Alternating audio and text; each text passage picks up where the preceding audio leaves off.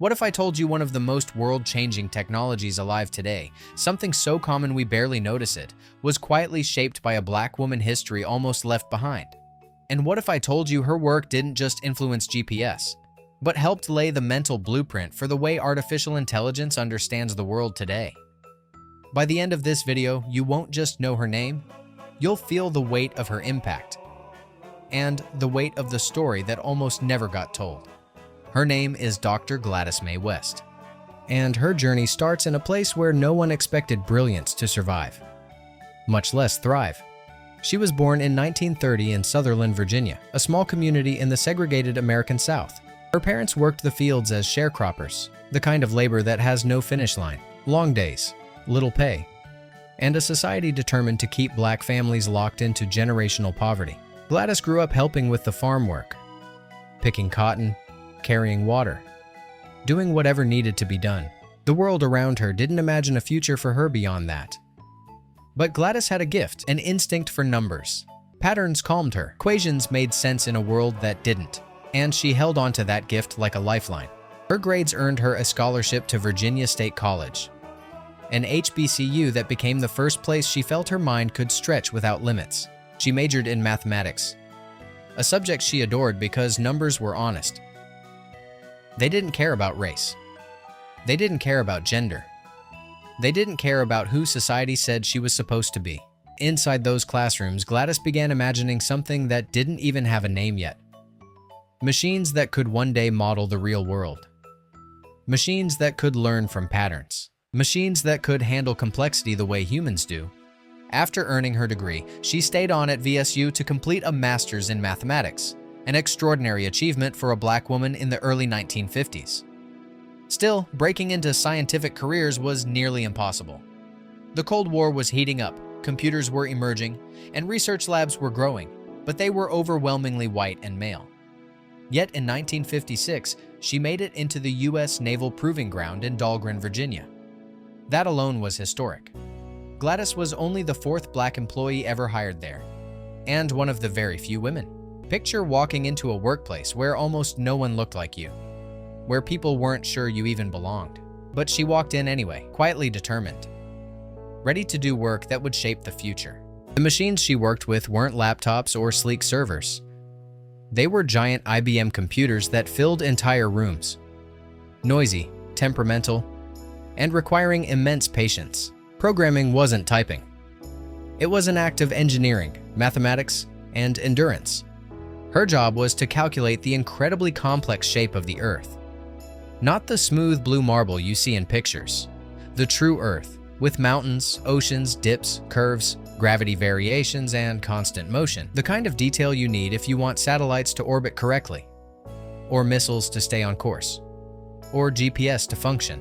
What Gladys did, day after day, year after year, was refine the Earth's model using massive satellite datasets. She helped process information from the CSAT satellite, one of the earliest Earth observation satellites ever launched. CSAT wasn't just a scientific project. It was one of the first machines capable of gathering ocean and land data at a scale the world had never seen. Gladys used that data to build the mathematical foundations for what later became the GEOAD, the precise model of Earth that GPS relies on to calculate your exact position. Here's why her work mattered more than anyone realized at the time. She wasn't simply doing math. She was programming machines to simulate reality. She was teaching computers how to understand uncertainty. She was building iterative systems, models that improve themselves over time as they process more data. This logic is the backbone of modern artificial intelligence. While well-known pioneers like Alan Turing asked whether machines could think, and John McCarthy coined the term artificial intelligence, Gladys was demonstrating something equally profound. Machines could learn the world through data. Every time she corrected an error, recalculated a model, or refined an equation, she was doing the early work of what we now call machine learning. But even as she advanced the foundations of computational modeling, Gladys stayed invisible. Her workplace wasn't segregated anymore. Not legally, but socially and culturally. It wasn't invited to give talks. She wasn't spotlighted in the press. Her name didn't appear beside the breakthroughs she made possible. Her work lived in classified reports, engineers' notes, and government documents. While the world moved on believing GPS was some anonymous technological miracle, it wasn't. It was the result of decades of relentless, meticulous, brilliant work from a black woman the world ignored. And even after she retired from Dahlgren in 1998, she didn't stop learning. In her late 60s, she survived a stroke. After recovering, she went back to school and earned a PhD at nearly 70 years old. Her mind never slowed down. Only in the 2000s, over 40 years after her biggest contributions, did the truth begin to surface. She was inducted into the Air Force Space and Missile Pioneers Hall of Fame in 2018. GPS experts, scientists, mathematicians, and even global institutions began recognizing that without her geo-eyed models, the world's navigation systems would simply not exist. But even calling her the mother of GPS still undersells what she really did. Because Gladys West's work didn't just help us find directions. It shaped how machines understand the planet. It shaped how computers process error. It shaped how algorithms refine themselves.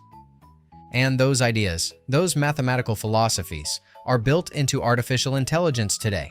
Her work proves something powerful. AI didn't just grow out of theories about thinking, it grew out of the painstaking work of people like her, who taught machines how to deal with reality.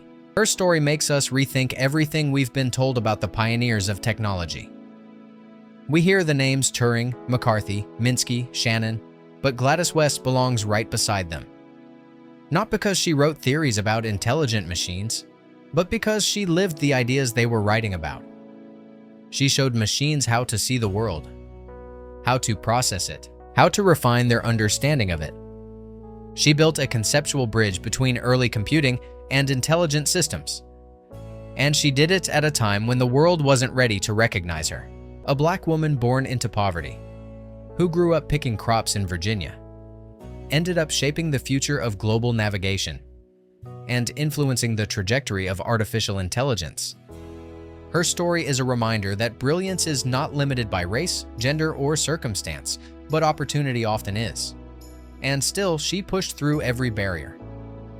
Remember her name, Dr. Gladys Mae West, because the next time you use your maps, the next time AI predicts, calculates, or learns, a piece of her work is powering it.